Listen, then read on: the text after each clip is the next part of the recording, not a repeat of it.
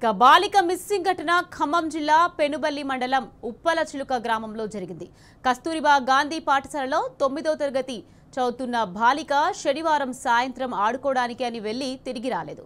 దీంతో school special officer Venkatramana పోలీసులకు ఫిర్యాదు చేశారు.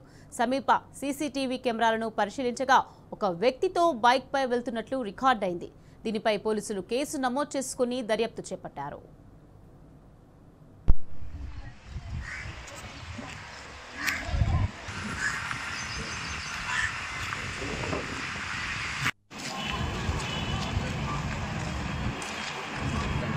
పెళ్లి చేసుకుని వచ్చేది కాసేపు ఉన్నట్టు బాగుండేది.